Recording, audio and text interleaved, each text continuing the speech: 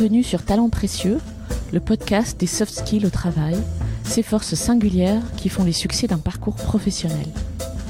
À travers un témoignage différent à chaque épisode, Talents Précieux illustre la mise en œuvre des soft skills, autrement appelées compétences comportementales, dans un contexte professionnel. Qu'ils soient entrepreneurs, dirigeants de société, cadres, médecins, enseignants, artistes, religieux, artisans, nous chercherons à savoir quels sont les soft skills tels que l'audace, l'empathie ou la créativité qui permettent aux individus de réussir dans leur contexte professionnel. Nous demanderons également à nos invités si ces compétences qu'ils décrivent sont innées ou si elles peuvent être développées et comment. Enfin, nous partagerons des conseils pour être épanoui et performant dans son travail. Dans l'épisode que vous allez entendre, nous rencontrons Maxime Corniot, campus manager à la Wild Code School de La Loupe, en Eure-et-Loir. La Wild Code School, c'est une école de développeurs informatiques nouvelle génération, pour adultes, qui met en œuvre une pédagogie très particulière que Maxime décrit avec beaucoup d'enthousiasme. Maxime nous parle de soft skills tout au long de cet épisode. Celles qu'il faut avoir pour être accepté à la Wild, celles qu'il faut apprendre à avoir pour devenir et rester un bon développeur informatique, et celles qui lui ont permis de rencontrer ses succès dans son propre parcours professionnel. Vous l'entendrez donc évoquer la confiance, l'humilité, la sérénité, le travail et le plaisir aussi. C'est une conversation qui, j'en suis sûre, vous donnera envie d'en savoir plus sur la Wild et peut-être même d'aller boire un café avec Maxime. Vous trouverez les notes de cet épisode ainsi que les références sur le site humanlx.com, humanlx.com, à la rubrique podcast. Bonne écoute. Je suis Amélie Dag, j'ai cofondé avec Perrine Corvézier la société Human Learning Expedition qui produit ce podcast. Dans cet épisode, j'ai le plaisir d'être accueilli par Maxime Corniot à la Wild Code School de La Loupe, en Eure-et-Loir, où il est campus manager. Maxime, bonjour et merci d'avoir accepté notre invitation. Merci à vous. Peux-tu nous décrire en quelques mots ce qu'est la Wild Code School ? Alors pour faire simple, la Wild Code School, c'est une école de développeurs nouvelle génération qui a été créée en 2014 à La Loupe, dans un tout petit village en Eure-et-Loir, dans le Perche. Et donc depuis 2014, nous avons ouvert 14 campus, dont le premier à l'international en septembre prochain, à Bruxelles. Et le but, c'est de poursuivre cette croissance-là. Alors, qui sont vos étudiants, vos élèves ? Alors, nos étudiants, le profil type, on va dire, c'est régulièrement un homme de 30 ans. On aimerait vraiment que ça se féminise, mais c'est un constat. Dans la plupart des cas, ce sont des gens qui viennent se reconvertir et qui viennent surtout chercher un nouveau mode d'apprentissage court, intense, et qui correspond vraiment à une manière d'apprendre qu'ils ont toujours cherché, qu'ils n'ont pas forcément trouvé dans d'autres modèles pédagogiques. On parlera de la pédagogie après.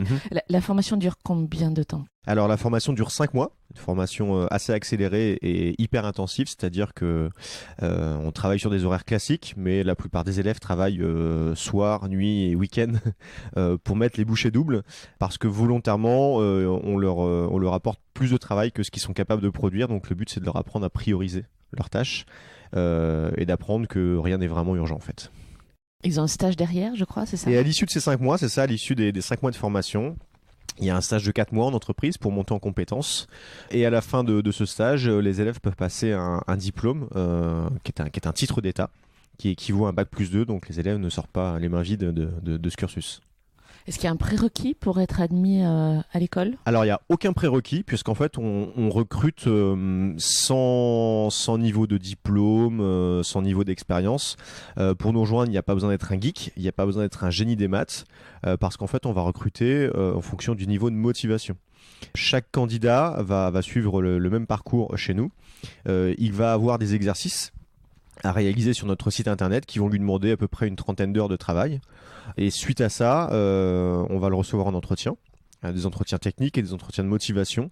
Et on va lui demander de venir passer une journée avec nous au sein de l'école, avec les élèves, pour découvrir l'environnement, parce qu'on considère qu'il n'y a rien de plus intéressant que de vivre la vie que sont en train de vivre les étudiants, qui peuvent directement leur donner des conseils, leur dire ce qu'il faut faire. Donc, passé tout ce cursus-là, on prend une décision, savoir si on mise ou pas sur ces candidats. Le but, c'est de vraiment déceler ce qu'ils ont vraiment dans le moteur. Les aptitudes, le potentiel, on parle déjà un petit peu de soft skills, on parle pas tant de technique, on s'intéresse vraiment à essayer de comprendre ce qu'ils sont capables de faire en termes d'algorithmie, ce qu'ils comprennent, mais le meilleur ressort, c'est la motivation. Voilà. Et combien vous appelez ça les Wilders, je crois, c'est ça, combien ce sont de les Wilders avez-vous formé depuis 2013? Alors, depuis 2013, on a formé plus de 1000 Wilders, depuis 2014, pardon. Et sur chaque session, on a à peu près 25-30 élèves. Voilà, ça c'est la jauge avec 2 formateurs à chaque fois. D'accord, super, merci. Alors ici, nous sommes dans le tout premier campus de la Wild Code School à La Loupe. C'est un ancien gymnase, ça se voit encore, transformé en immense open space avec des tables, des chaises, des ordinateurs, des canapés, des bibliothèques. Toi, tu es le campus manager du site depuis 1 an et demi, je crois. Oui. En quoi consiste ton rôle ? Concrètement, mon job, c'est de gérer les élèves de cette école avant, pendant et après la formation. Donc avant, c'est ce qu'on appelle très simplement le recrutement. Pendant la formation, c'est toute la gestion de l'école et la vie, on va dire, managériale de ce genre de site. Donc j'essaie d'apporter ce que je sais aux élèves sur l'aspect, on va plutôt dire, soft skills, justement. Et la partie technique, je la laisse aux développeurs.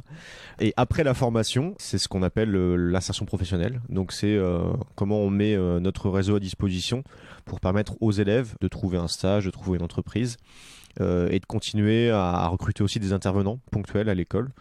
Chaque jeudi matin, on organise des masterclass. Par exemple, qui sont des interventions ponctuelles d'intervenants sur différents sujets. Donc ça, par exemple, c'est mon rôle d'aller chercher ces intervenants. Avant de rejoindre l'équipe de la Wild, tu travaillais au conseil départemental d'Eure-et-Loir, où tu étais déjà très imprégné de culture digitale. Est-ce que tu peux nous en dire un peu plus sur ton parcours ? Au sein du conseil départemental, je faisais partie d'une team qui s'appelait le Lab 28. Le but, c'était de développer des usages innovants et numériques sur le territoire. Il y avait un constat très très simple, c'est que le département avait investi sur un grand plan de déploiement de la fibre optique sur le territoire. Ça représentait, je crois, un investissement de 135 millions d'euros. Et le constat était de se dire, il était hors de question qu'on dépense cette somme juste pour que Madame Michu télécharge plus vite ses films. Il fallait vraiment que le très haut débit soit un vecteur de développement, de compétitivité, d'apprentissage, bref, que le territoire et ses habitants s'en tirent vers le haut. Et donc notre job, c'était d'aller au contact de la population et d'expliquer pourquoi le numérique allait complètement bouleverser nos vies dans les années qui viennent et comment il fallait se préparer à ça. Donc c'était une sorte on va dire d'acculturation ou d'évangélisation, même si certains n'aiment pas ce genre de terme, mais ça reste ce principe-là. Et donc notre job, on était un petit peu ce qu'on appelle une start-up publique. Le but, c'était de secouer un petit peu le cocotier aussi en interne au sein du conseil départemental et d'essayer de faire entrer de nouveaux usages innovants dans tous les services. Donc on était un peu le poil à gratter, on n'était pas forcément les personnes les plus appréciées dans les premiers mois, parce que le but, c'était qu'on revoie complètement de fond en comble ce qu'on savait faire. Et comme dans beaucoup d'entreprises ou de structures ou d'organismes, on fait toujours comme on faisait avant. Parce que c'est historique, parce qu'on a toujours fait comme ça, parce qu'il n'y a pas de raison de changer, parce que pourquoi on changerait quelque chose qui se passe mal, on va continuer à le faire, c'est pas notre problème. Et donc notre but justement, c'était de secouer ce cocotier pour essayer de faire bouger les lignes. Voilà. À la Wild Code School, on enseigne donc la programmation informatique, compétence on ne peut plus technique pour moi, donc vraiment une hard skill. Pourtant, moi j'ai assisté il y a quelques mois à un événement de fin de promo que tu as organisé sur le campus.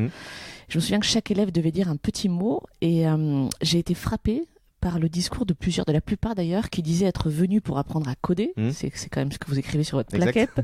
Mais qu'en fait, ils avaient appris bien d'autres choses, comme la collaboration, l'entraide, la confiance en soi. Qu'est-ce qu'on apprend en fait à la Wild Code School ? À la Wild Code School, on apprend surtout à apprendre. Ça, pour nous, c'est une compétence clé du siècle qui s'ouvre et pour toutes les générations qui vont venir. Auparavant, on pouvait considérer que quelqu'un qui était très intelligent, c'est quelqu'un qui savait beaucoup de choses, qui avait un savoir, on va dire, universitaire. Aujourd'hui, avec la dématérialisation de toutes les informations et du contenu d'apprentissage, celui qui pense tout savoir, même sur un petit domaine d'activité, en général, il ne faut pas le croire. Donc aujourd'hui, la compétence clé, c'est de savoir continuer à apprendre et de continuer à évoluer, que ce soit techniquement, que ce soit, on va dire, moralement. Enfin, les personnes qui restent les deux pieds dans le même sabot et qui souhaitent pas avancer, la société va vite les mettre de côté, malheureusement, et ça va être très difficile de se raccrocher à ça. Quand les voitures sont arrivées, il y a des maréchaux ferrants qui se sont dit ça passera pas par nous, on va continuer à ferrer les chevaux. Je crois qu'ils sont morts avec leurs chevaux, quoi. Voilà. Donc au bout d'un moment, il y a des faits de société qu'il faut prendre à bras le corps. Et cette forme, cette vision, on va dire, de la vie, de se dire qu'il faut sans cesse être en position d'apprentissage, c'est ce sur quoi on mise ici. Et c'est pourquoi on entend souvent chez nous, on était venu apprendre à coder, on est reparti en apprenant à collaborer. On le répète souvent à nos élèves, le code, aujourd'hui, il y a des pools de développeurs, des fermes de développeurs en Inde, en Roumanie, qui font les choses aussi bien que nous, et à beaucoup, beaucoup moins cher. Et demain, les robots le feront, clairement. Donc ce qu'on peut apporter là-dedans, c'est savoir collaborer, c'est apporter de l'esprit, de la finesse, enfin de l'humain là-dedans. C'est ce qu'on a beaucoup entendu comme reproche sur le marché de la part des recruteurs, c'est que les développeurs étaient sûrement des brutes d'algorithmie et de travail, sauf que quand il fallait les faire collaborer avec d'autres corps de métier, même entre eux, c'était très très compliqué. Donc ici, on leur apprend surtout à apprendre et à collaborer. Pendant les 5 mois de formation, les élèves travaillent sur des projets clients. Donc en plus d'apprendre à coder, ils apprennent à gérer des projets. Et ça s'apprend. Et c'est là où les soft skills ont une importance fondamentale. C'est que la technique, c'est une chose, et si on n'a pas les qualités humaines pour réussir à emballer tout ça, ça sert pas à grand chose en fait. Alors justement, votre approche pédagogique est particulière et sort vraiment de la norme. De ce que j'ai compris, vous mettez les élèves en situation de programmer alors qu'ils n'ont encore rien appris de tout ça, dès les premiers jours. Est-ce que tu peux nous expliquer les fondements de votre approche ? C'est exactement ça. Dès les premiers jours, on lance les élèves dans le grand bain. Ils travaillent en équipe du premier au dernier jour. Ça, c'est aussi une chose qui est importante à apprendre aujourd'hui parce que on dit souvent que seul, on va vite et à plusieurs, on va plus loin. Nous, volontairement, dans tous les groupes qu'on constitue, on mixe les profils de nos élèves en fonction de différents critères. Et volontairement, on fait des mélanges de savants fous. C'est-à-dire qu'on va mettre la fusée avec le boulet. Alors ça, c'est pas péjoratif, hein. Quand je dis fusée boulet, c'est celui qui va très très vite et l'autre qui a besoin de plus de temps pour monter en compétence. Mais c'est pas pour ça que le boulet sera toujours boulet. On met aussi dans ces équipes-là un énervé avec quelqu'un de très tempéré. On va mettre quelqu'un qui n'aime pas collaborer avec quelqu'un qui fait toujours l'effort d'aller vers les autres. Donc ça crée forcément des tensions, c'est le but. Et le but de tout ça, c'est qu'au final, ils apprennent à se connaître, à se comprendre. Et bien souvent, on se rend compte que les problèmes humains viennent à la base de problèmes de communication, des non-dits ou des choses qui ont été mal comprises ou mal perçues. Et donc c'est là où toutes ces qualités-là comportementales se développent, apprendre à comprendre l'autre, apprendre à avoir l'humilité intellectuelle de se dire ce que je sais, c'est que je ne sais pas, c'est que l'autre va me l'apprendre. Et même si aujourd'hui je suis la locomotive, demain peut-être que je serai le wagon et que quelqu'un d'autre va devoir me tirer. Donc c'est comme ça qu'on souhaite axer notre apprentissage ici. Et ensuite, schématiquement, pour comprendre comment on travaille chez nous, tout ce qu'on a tous appris à faire à l'école, on fait tout l'inverse ici. Donc dans l'école traditionnelle, on était très souvent assis sur une table toute la semaine à écouter un enseignant, un formateur qui faisait descendre le savoir. C'était le sachant qui transmettait son savoir à l'apprenant. Et à la fin de la semaine ou à la fin du mois, il y avait un contrôle sur table ou un petit devoir surprise de temps en temps. Chez nous, c'est tout l'inverse en fait. Il y a un cours qui est le lundi matin et c'est tout. Et ce cours-là, en fait, il vient sanctionner l'apprentissage de la semaine précédente. C'est ce qu'on appelle la pédagogie inversée. Les élèves travaillent d'abord sur les exercices et ensuite, ils ont accès au cours. Donc ça demande aussi de lâcher prise et d'apprendre à se dire je ne sais pas, peut-être que je vais me tromper, mais j'apprendrai après. Ensuite, à l'école, en général, on était assis sur une table, seul. Et on faisait de très rares projets collectifs ou de projets de groupe. Ici, du premier au dernier jour, comme je vous l'ai dit, les élèves travaillent en groupe, tout le temps. Donc ce qui veut dire que ça apprend à écouter les autres, à pas forcément penser que ce qu'on pense c'est la première et dernière vérité. Donc ça demande aussi beaucoup de travail sur soi. Pour ceux qui n'ont pas l'habitude de ça, c'est aussi un long chemin de croix parfois. Et enfin, à l'école, en général, on travaille souvent sur des exercices théoriques. Donc c'est l'exercice mathématique de Michel qui est dans son bain. Il y a un petit trou dans la baignoire, donc il y a 30 litres d'eau dans la baignoire. On se demande, il y a un trou de 2 cm de diamètre et il faut savoir à quelle heure Michel va se retrouver à poil dans sa baignoire. Ça, moi, je l'ai jamais vécu dans la vraie vie. Ici, nous on mise sur de vrais projets pédagogiques, c'est-à-dire qu'en fait, ce sont des entreprises, des collectivités, des associations, des startups, des PME qui viennent nous livrer des projets clients. Et donc, tous nos élèves travaillent sur ces projets-là, en groupe, avec le client, de manière co-tutorée avec le formateur, pour pas être seul. Et ils apprennent surtout la relation client, en plus d'apprendre à coder. Parce qu'on peut avoir passé sa semaine et ses nuits à coder quelque chose. Si le vendredi, le client dit ça ne me convient pas ou c'est pas comme ça que je l'avais imaginé, les élèves peuvent pas dire ok, bah, c'est le chef de projet qui gère ou c'est le N+1, N+2. Ils sont seuls face au client. Donc c'est dans ces moments-là où on apprend aussi l'humilité. Et sur cette pédagogie-là, on ajoute la partie agile, la méthode Scrum, pour que les élèves travaillent avec leurs clients de manière intégrée. Voilà concrètement comment on travaille chez nous. Ok, super clair. Tu parlais du recrutement des élèves tout à l'heure et puis de la constitution des groupes. On a bien compris que les soft skills étaient importantes dans les deux processus. Comment tu fais pour identifier que quelqu'un ne sait pas collaborer ou qu'il travaille lentement même? Enfin, comment tu fais pour les détecter? Comment vous faites pour les détecter, ces soft skills-là? C'est assez difficile parce que on travaille sur de la matière humaine. Donc on n'est jamais sûr à 100% des choix qu'on fait quand on recrute nos élèves. On est parfois surpris positivement par des personnes qui se dévoilent et qui se développent. On est parfois surpris négativement par des personnes qui savent très très bien, on va dire, passer des entretiens et tout ce genre d'étapes. Déjà, il y a quelque chose de très très simple, c'est que les gens qui candidatent à notre école, avant de passer en entretien, doivent déjà passer des exercices, la phase d'exercice qui va demander entre 20 et 30 heures. Donc déjà, tous ces soft skills qui concernent, on va dire, les états d'esprit de positivité, de motivation, de niaque, enfin tout ce genre d'état d'esprit déjà, les personnes qui passent cette étape-là l'ont forcément.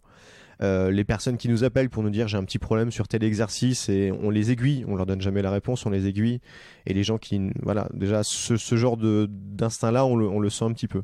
Et puis après dans les entretiens, au fur et à mesure des entretiens, j'en ai fait passer quelques dizaines ou quelques centaines, je sais plus, on commence à affiner au fur et à mesure notre grille de recrutement. Passer un petit peu au peigne fin tous ces critères-là. On pose beaucoup de questions à nos candidats, des questions qui parfois les étonnent un petit peu, mais des questions qui n'ont aucun rapport avec le code. Tu peux nous donner un exemple de question surprenante? Un exemple de question surprenante, la chose dont vous êtes le plus fier dans votre vie. Bien souvent, les candidats me disent mais ça n'a aucun rapport avec la formation, pourquoi on me demande ça? En règle générale, j'aime bien leur demander, quand ils n'arrivent pas à se décrire eux-mêmes, je leur demande de se décrire. Et à la fin, je leur dis tiens, j'ai croisé un de tes amis, et il m'a dit tu vas voir Michel, c'est quelqu'un de... 3 petits points. Et je leur dis répondez-moi. Comment vos amis vous voient? J'ai appelé ton conjoint, ta compagne, qu'est-ce qu'elle m'a dit de toi? Et parfois, les gens qui savent très très bien mentir, qui me disent je suis quelqu'un de très organisé, je suis quelqu'un de très très précis, je suis quelqu'un qui repousse jamais les choses. Et ta femme, qu'est-ce qu'elle me dirait de toi? Qu'est-ce qu'elle te dit au quotidien? Qu'est-ce qu'elle te reproche? Je suis bordélique, je suis pas organisé, je repousse toujours les choses. Et en quelques secondes, en fait, toute la construction classique c'est déconstruite. Donc j'aime bien aussi demander aux candidats ce que les gens pensent d'eux, ou ce qu'ils pensent que les gens pensent d'eux. Une sorte de double miroir. Et en général, dans ces moments-là, il y en a souvent certains qui sont complètement interloqués, qui se disent mais c'est vrai, qu'est-ce qu'on dit de moi? Et comment moi je me sens? Et donc c'est aussi une manière de faire un peu d'introspection. Est-ce que tu dirais que tu vas chercher de l'authenticité du coup dans ces... On cherche de l'authenticité. Après, tous ces entretiens-là sont effectués avec beaucoup de bienveillance. Moi, je suis totalement contre les entretiens où on doit faire peur aux gens, on doit leur faire mal au bide parce que il faut tester leur capacité à surmonter les moments difficiles. Ça, j'y crois pas du tout. Je pense que c'est le meilleur moyen d'avoir des personnes qui, en face du recruteur, vont devenir des béni oui ou des robots, c'est-à-dire qu'ils vont répéter et dicter un message, et c'est des gens qui vont pas se lâcher, donc c'est des choses toutes bêtes, mais on offre des petits bonbons au début de l'entretien, on rassure les gens, on leur dit que c'est pas la fin du monde, que même si l'entretien doit mal se passer, il y a des choses plus graves que ça dans la vie. Donc on sent que les gens commencent un petit peu au fur et à mesure à se tranquilliser. Et le but surtout, c'est comme dans toutes les formes de recrutement, c'est de trouver qu'il y a un fil rouge, c'est qu'il y a une logique. Pendant une demi-heure ou une heure, quand on parle avec une personne, s'il y a des choses qui nous paraissent incohérentes, c'est là où on va aller gratter un petit peu, on va aller chercher. Ça m'arrive parfois de leur dire, ils nous donnent un CV en même temps qu'ils nous parlent. Je regarde leur CV, je vois le dernier nom de leur entreprise, entreprise Tartampion. Pendant qu'ils me parlent, je prends des notes et en même temps, je vais chercher sur Internet le nom du chef d'entreprise, Jean-Michel Tartampion. Et donc, je vais dire au recruté, tiens, j'ai appelé d'ailleurs ce matin Jean-Michel Tartampion. D'après toi, qu'est-ce qu'il m'a dit de toi? Et alors, les gens souvent me regardent en me disant, mais vous l'avez vraiment appelé parce que je lui ai pas dit que je voulais faire une formation. Et donc, on voit souvent les gens qui vous disent, moi, dans toutes les entreprises où je suis passé, c'est toujours très bien passé. Et quand on leur dit ça, ah oui, mais ce patron-là, oui, puis ce patron-là, et puis voilà. Donc il y a une sorte de fil rouge tout au long de l'entretien, que ce soit sur les questions en termes d'attitude, de comportement, comment tu as déjà vécu des situations de difficulté, est-ce qu'il y a eu des moments où on a mis en doute de manière collective ta probité ou ton point de vue sur un sujet, comment ça t'a blessé, comment tu as réagi. Enfin, tout ça mis bout à bout pendant cette demi-heure ou cette heure d'entretien fait qu'il y a un fil rouge. Et si on sent que tout est cohérent, si la personne paraît logique, on a tous eu des échecs ou des victoires ou des moments de difficulté ou des moments de force. Tout ça, c'est pas le problème. Le problème, c'est de savoir si tout ça est cohérent. Est-ce qu'il y a une certaine logique dans tout ça? Est-ce que ça nous paraît sain et cohérent? Et voilà. Et le but ultime, c'est de se dire, est-ce que potentiellement, il aura le cran de suivre ces 5 mois pour travailler durement? Est-ce que vous leur faites passer les entretiens en chaussettes aussi? Oui, alors ici on travaille sans chaussures à l'école, on considère que quand les pieds sont libres, l'esprit aussi. D'ailleurs, je suis pieds nus. C'est l'inconvénient du podcast, il n'y a pas l'image, mais là, nous sommes pieds nus, effectivement. Et c'est vrai que c'est une première manière un petit peu de casser les habitudes quand on rentre dans cette école, c'est de se déchausser, donc tout le monde est, on va dire, à la même enseigne. C'est une manière aussi de montrer un état d'esprit aussi familial. On est sur des petites promos de 25, 30, 35 élèves, pas plus. Ce qui fait que voilà, on n'est pas un numéro, on n'est pas quelqu'un d'inconnu ici, tout le monde s'entraide pour ça. Et pour certains, c'est aussi une manière de se dire, tiens, c'est un nouvel environnement, j'ai envie de continuer à travailler comme ça. Et dans beaucoup de cas, en fait, nos anciens élèves emmènent cette habitude dans leur entreprise. Donc quelques années après, on apprend que dans certains open space, les gens sont en chaussettes ou en chaussons parce qu'il y a un ancien wilder qui est passé par là. Ça, c'est assez drôle. C'est un signe de reconnaissance. Si vous voyez des gens sans chaussures dans votre open space, vous le saurez. Tu as suivi 3 promotions, je crois, sur le campus de la Loupe. Tu as vu donc plusieurs dizaines d'élèves évoluer. Quelles compétences faut-il pour devenir et surtout pour rester un bon développeur informatique? Alors il y a des attitudes que je remarque chez tous les bons développeurs qui durent. C'est beaucoup de sérénité, surtout parce que le code, c'est un puits de potentiel énervement sans fin. Donc beaucoup de sérénité, beaucoup de recul sur les choses. C'est-à-dire c'est que du code et on va y arriver et on y arrive toujours. Parce que bien souvent le problème il n'est pas énorme mais il est caché quelque part. Beaucoup de curiosité. Ça a aussi un petit peu attrait à tout ce qui concerne la culture générale ou la culture personnelle. Mais même chez les gens qui n'ont pas eu la chance d'avoir des apports riches en termes de culture dans leur parcours précédent, là on voit que c'est toujours des gens qui s'intéressent à ce qui se passe ailleurs, qui regardent intelligemment ce qui se fait à côté. L'humilité, c'est juste indispensable. Je vois encore des développeurs de très très haut niveau bloqués sur certaines choses et appeler les amis, ou aller dormir et revenir le lendemain et ça se passe mieux. Donc faut être très très humble parce que les technologies changent à peu près tous les 6 mois. Il y a un nouveau framework qui arrive sur le marché. Donc celui qui pense tout savoir, c'est complètement faux. Ou alors s'il sait tout, ça veut dire qu'il a passé 10 ans sur une techno et donc elle n'existe plus. Elle est plus, ou en tout cas elle est plus d'actualité sur le marché. Donc voilà, ça c'est des traits communs.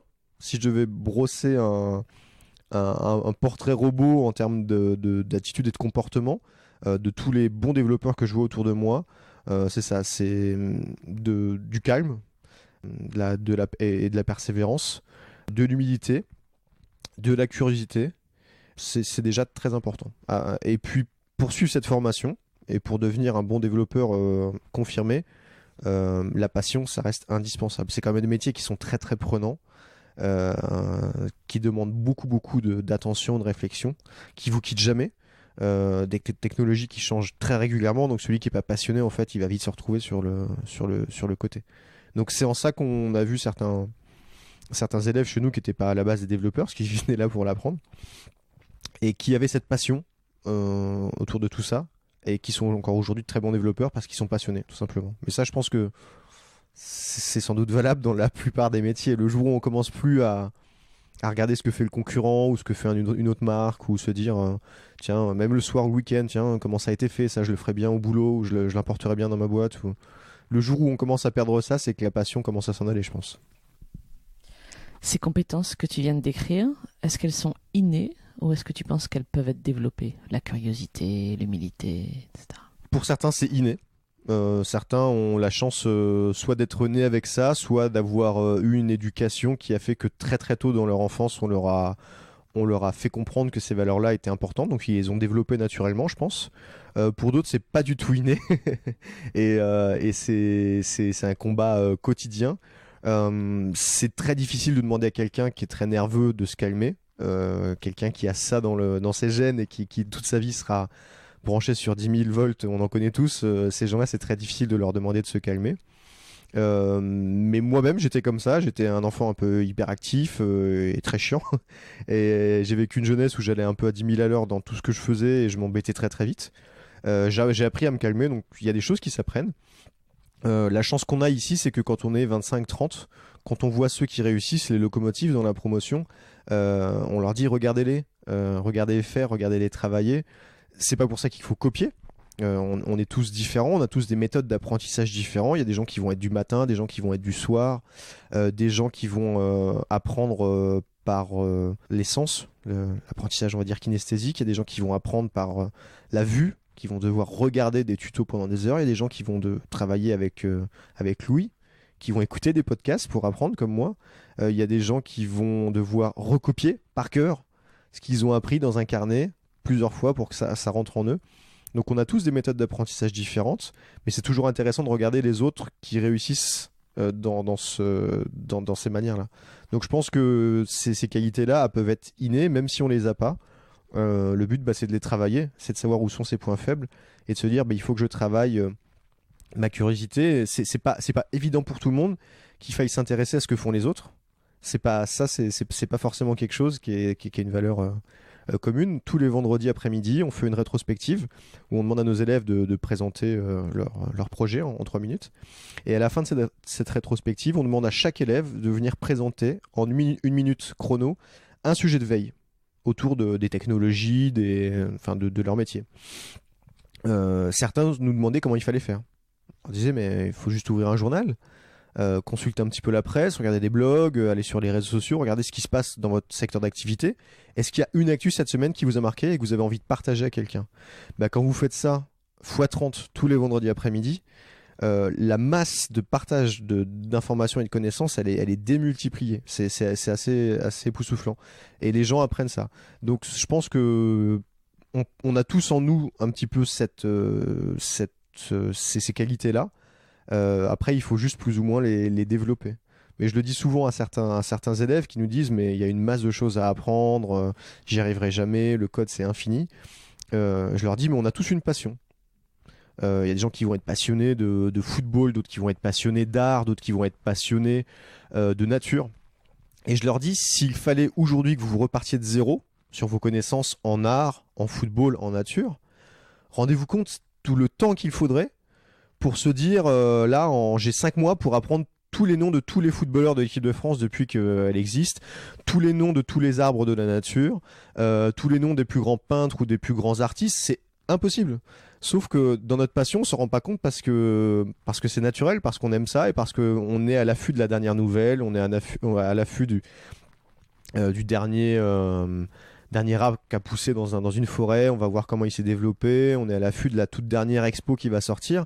S'il fallait tout reprendre de zéro, cette masse d'informations, elle est colossale. Et les gens s'en rendent pas compte parce qu'ils se disent « Ouais, mais c'est qu'une passion, c'est normal. » Donc je pense que si on doit se chercher des qualités, il faut essayer de trouver les mêmes que l'on développe pour sa passion. Moi, je vois plein de gens le week-end être des experts dans leur domaine d'activité. Donc dans le sport, dans n'importe quel type d'activité, et qui la semaine sont complètement mornes et apathiques au boulot parce qu'en fait ils sont pas passionnés par leur boulot, ils font juste le boulot qu'ils sont censés faire, donc c'est forcément pas très bien fait, le service client est mauvais, les gens sont déçus, le patron est déçu, le salarié est déçu, enfin bref, tout le monde est déçu. Et je suis convaincu que s'ils mettaient autant d'énergie que dans leur passion, du week-end ou du soir, il y aurait des tonnes de boîtes qui seraient des licornes aujourd'hui. Donc voilà, je pense que quand on se dit j'en suis pas capable ou j'ai pas ces qualités-là, se dire comment je fais moi au quotidien pour vivre avec ma passion et juste les transposer. Ça c'est un bon exemple. Vous avez choisi à la Wild d'enseigner le code informatique, mais avec votre approche, vous pourriez enseigner n'importe quoi. Alors on commence à ouvrir de nouveaux types de cursus, mais c'est vrai qu'avec ce genre d'apprentissage, on peut apprendre n'importe quoi, on peut apprendre plein de choses. Le code, ça reste de l'algorithmie et de la logique, hein. Ça s'apprend pas forcément que dans les écoles, ça peut s'apprendre aussi en travaillant seul. La plupart des élèves qui viennent chez nous disent j'ai l'impression d'avoir atteint un sorte de plafond de verre avec les tutos, avec ce qu'on apprend en ligne.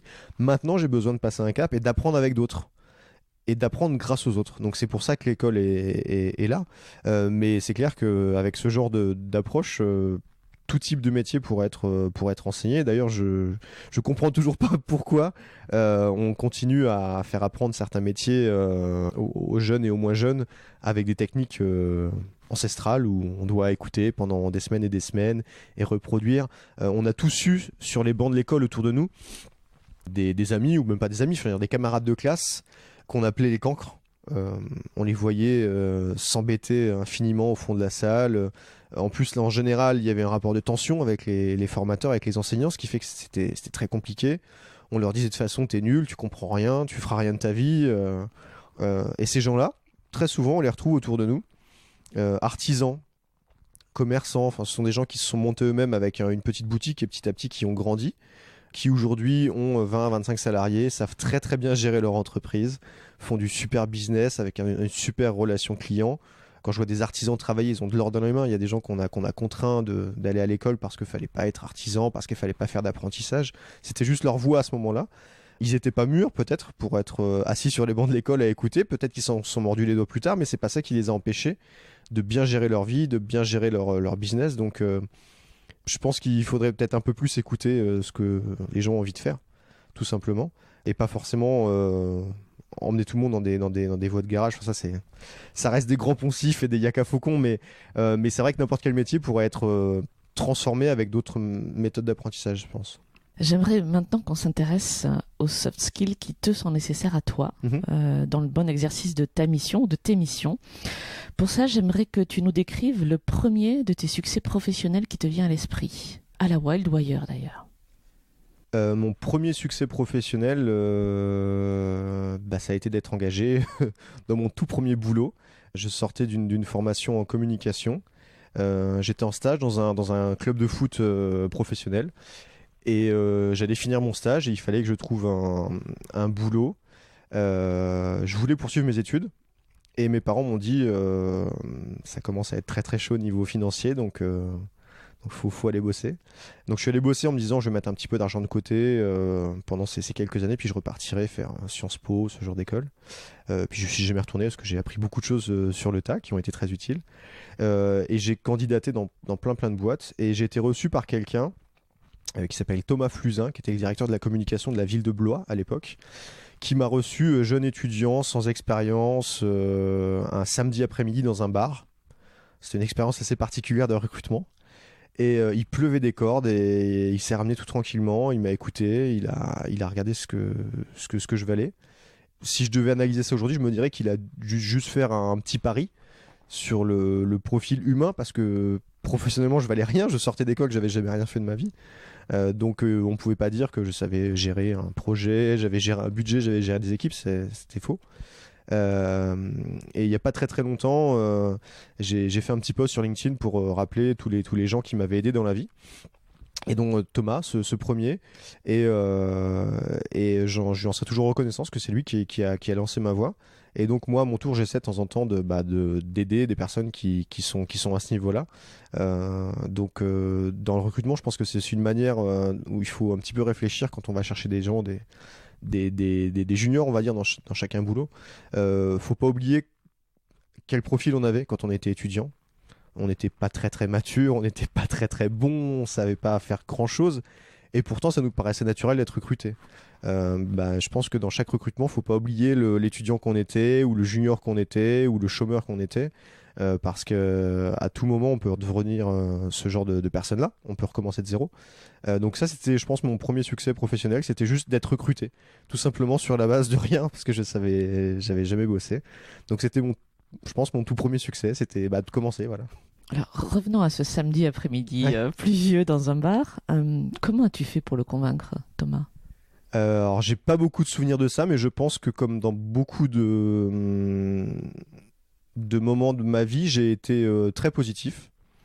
Je suis quelqu'un d'assez vivant, assez souriant, et je pense que j'ai dû lui donner confiance.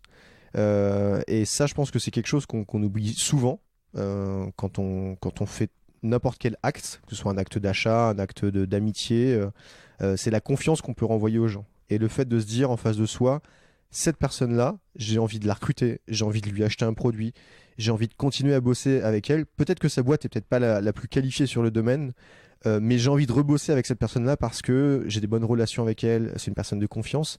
Et peut-être que physiquement, dans mon attitude, j'ai dû lui montrer qu'il pouvait me faire confiance, simplement. Je lui ai expliqué que moi, j'avais pas peur de travailler, que j'allais apprendre, que j'allais être humble, que j'allais écouter ce qu'on allait me dire et que j'allais beaucoup travailler.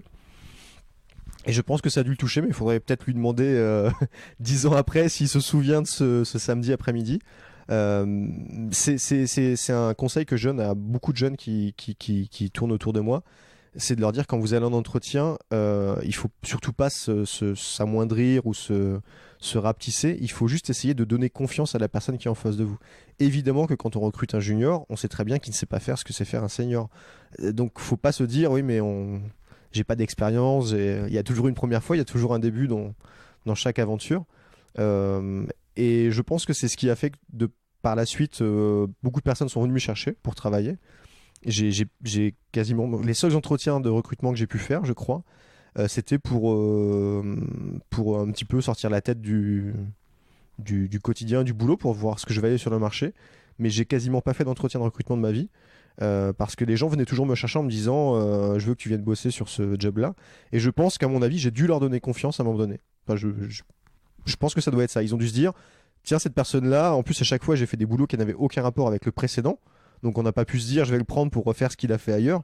Je change de boulot très régulièrement. Donc je pense que les gens sont venus chercher en se disant à mon avis on peut lui faire confiance. Et ça je pense que c'est une valeur qui est indispensable à véhiculer si on veut que les gens s'intéressent à vous. C'est montrer un peu de fiabilité. C'est fort de savoir faire ça à 20 ans et quelques, j'imagine. Je sais pas si je le faisais bien, mais j'imagine que c'est ce qui a dû se passer et on s'en est reparlé encore un petit peu après où il m'a dit ça me paraissait naturel de t'engager à ce moment-là. Il m'avait dit je voyais déjà les qualités qui allaient arriver chez toi que tu as aujourd'hui. Et les défauts aussi. Et ce côté positif que tu décris et cette capacité à donner confiance, est-ce que tu dirais qu'ils sont indispensables dans ton métier d'aujourd'hui ? Quand on manage une école avec une trentaine d'élèves qui sont dans la difficulté au quotidien, dans l'apprentissage, oui, le positiver, c'est indispensable. C'est des choses que je répète très souvent à mon entourage, c'est-à-dire que moi, tous les soirs, j'ai un toit et une assiette chaude. C'est pas le cas de beaucoup de personnes, en France et même ailleurs, hein, mais surtout en France. Et il faut jamais se rappeler, faut jamais oublier qu'il n'y a rien de grave dans la vie, qu'il n'y a rien d'urgent. Tant qu'il n'y a pas la mort de quelqu'un ou quelque chose de ce niveau-là, il y a des choses qui sont pas graves du tout. Et je pense que il faut apprendre à vivre avec ça, se dire oui, il y a peut-être un petit problème au boulot, il y a une personne qui est pas venue, il y a eu ceci, il y a eu cela. Il y a des choses bien plus graves que ça dans la vie. Et donc ça permet de voir les choses sur le meilleur profil, on va dire, le verre toujours plein. Voilà, aujourd'hui on mène quand même une vie qui est plutôt confortable. Dans le sens où on n'a pas à faire 60 km pour aller chercher de l'eau dans un puits comme dans certains pays. On a à peu près tous accès à des formes d'apprentissage, à de la sécurité physique, à peu près une bonne santé en France. Donc en dehors de ça, il n'y a pas de gros problème, quoi. Il n'y a rien d'urgent qui nécessite forcément d'appuyer sur le bouton nucléaire et de se dire c'est très très grave, il y a eu un problème au boulot. Enfin, tout peut se régler. Après, c'est la manière dont on va la régler qui diffère, mais tout peut se régler. Donc je pense que cet état d'esprit, il est nécessaire si on veut rester maître de son destin. C'est-à-dire, si on veut se plaindre, on peut toujours se plaindre et puis rester à sa place et se dire bah oui, on n'est pas content, c'est très français ça de se plaindre et puis de pas vouloir faire bouger les choses collectivement. Moi j'ai plutôt pris le parti d'être dans le sens inverse, c'est-à-dire de positiver.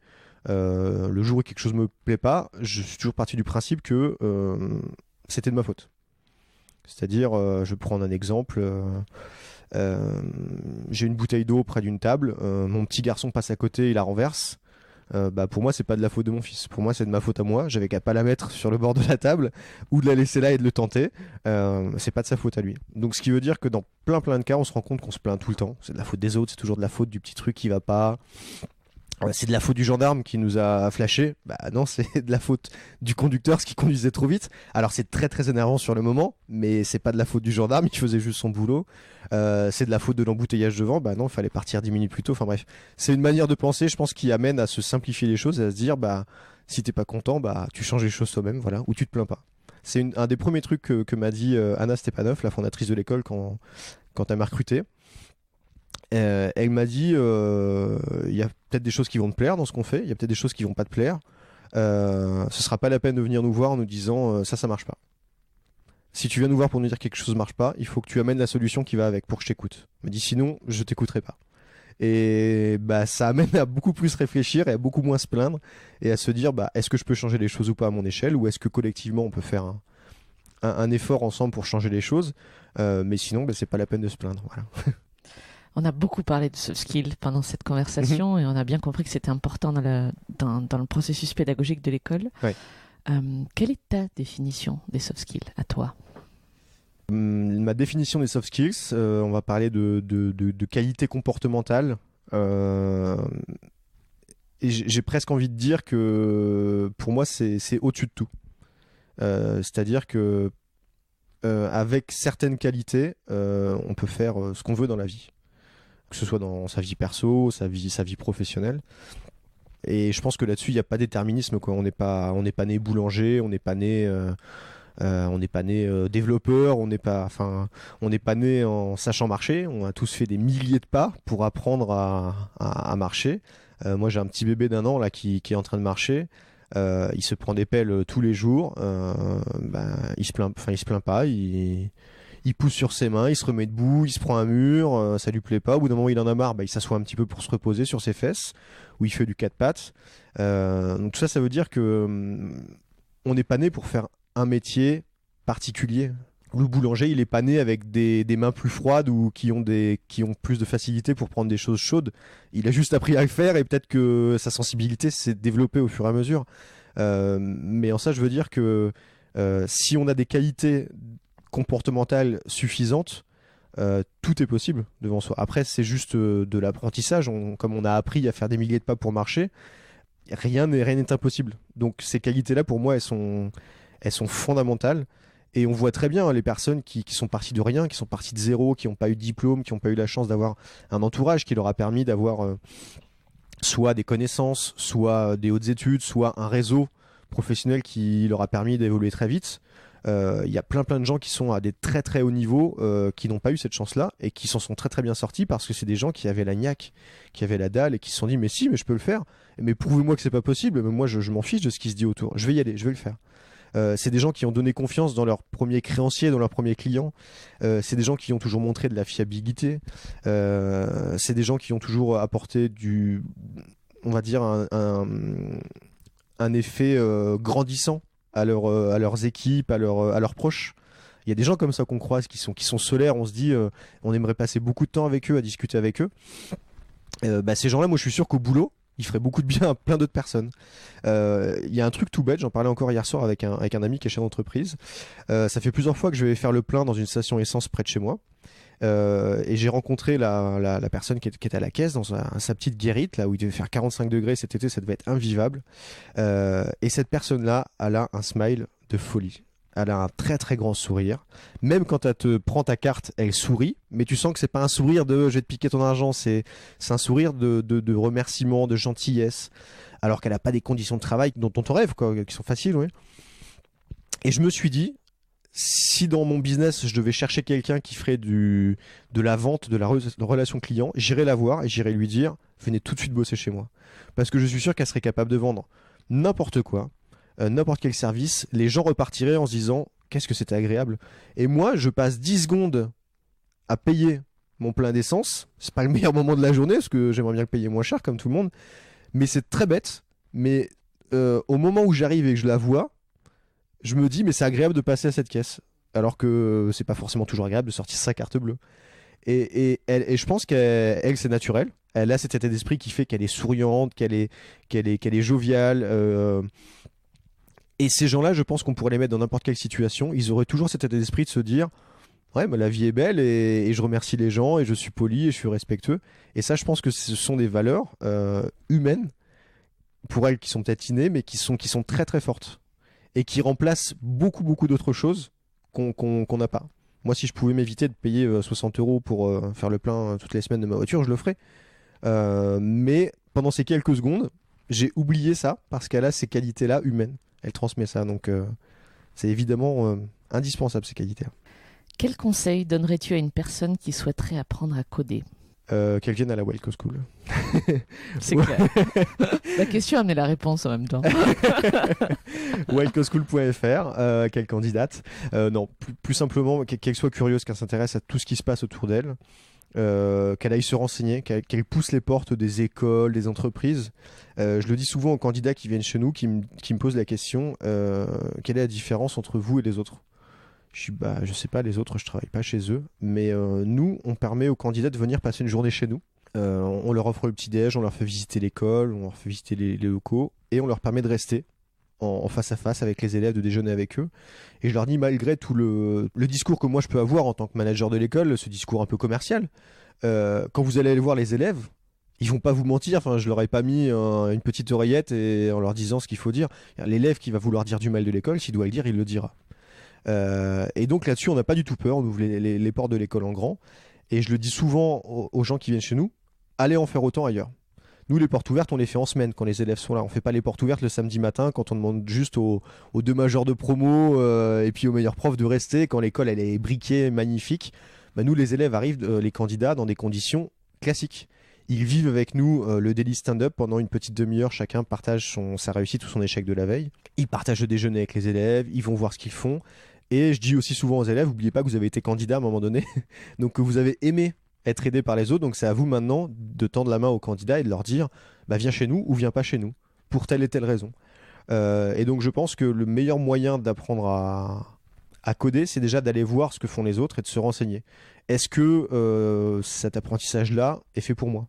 Est-ce que l'apprentissage par la pratique, par l'intensité, c'est fait pour moi ? Ou est-ce que j'ai besoin plutôt d'une formation en 3 ans, plutôt lente, plutôt théorique ? Chacun a des besoins différents par rapport à ça.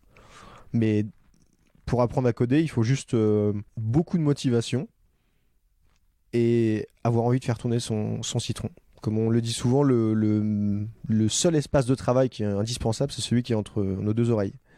Après, le contexte, la chaise hyper confortable, l'ordinateur de compète, c'est pas l'ordinateur qui va faire le code. L'ordinateur, il va le faire travailler, mais le code, c'est l'humain qui va le faire, qui va le coder.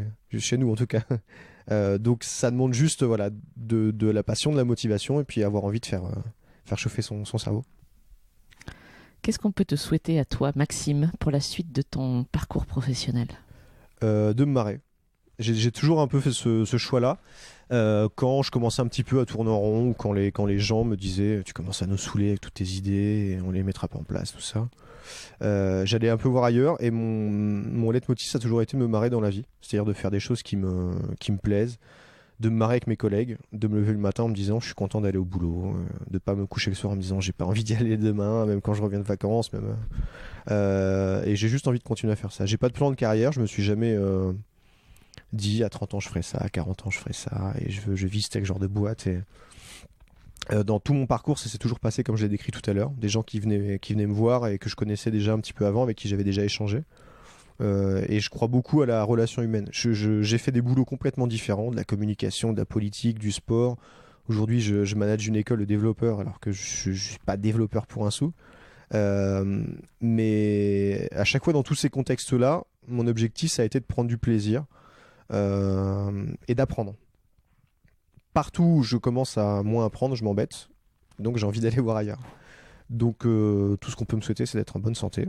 Parce que c'est la plus grande des richesses et je ferai plein de choses avec cette santé-là. Du boulot comme du perso et profiter de ma famille, de mes proches. Voilà, du moment que j'ai une bonne santé, je pourrais faire ce que j'ai envie au moment où j'en ai envie. Avec les personnes que j'ai envie, parce que ça c'est hyper important de savoir travailler avec des personnes qu'on aime. Il y avait dans un podcast il n'y a pas très longtemps, j'entendais quelqu'un expliquer ses choix de projet, de business ou d'entreprise.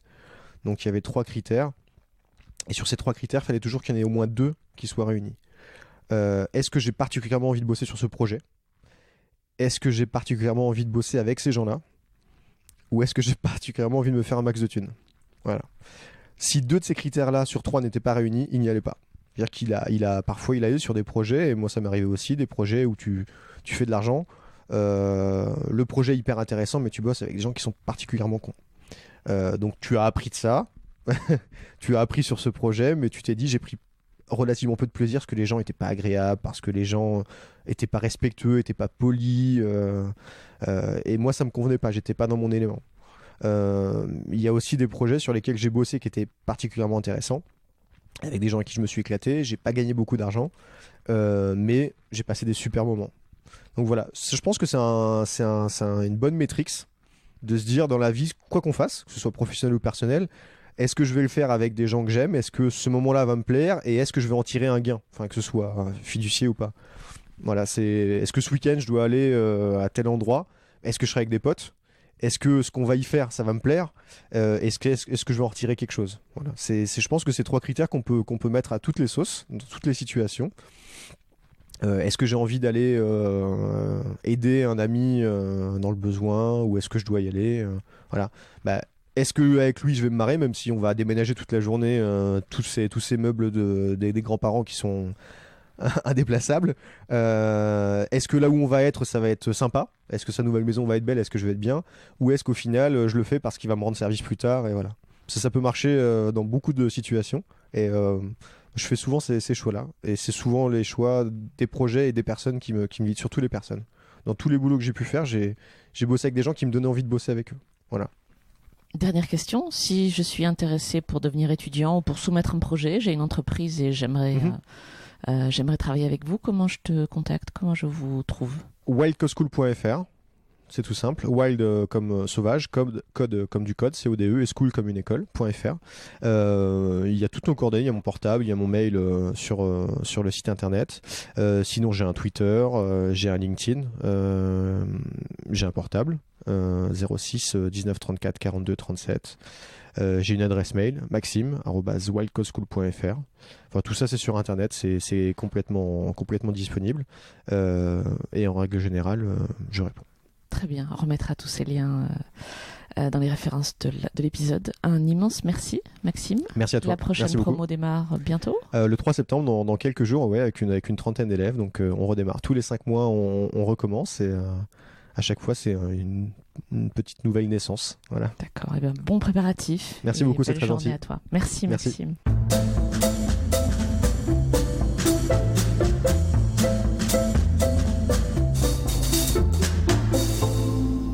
J'espère que vous avez apprécié ce podcast autant que nous avons aimé le préparer et l'enregistrer. Talent précieux vous est proposé par Human Learning Expedition, ou HLX. HLX conçoit et met en œuvre des programmes originaux et impactants destinés à révéler et à développer les soft skills des individus pour en faire des acteurs épanouis et performants dans le monde du travail du XXIe siècle.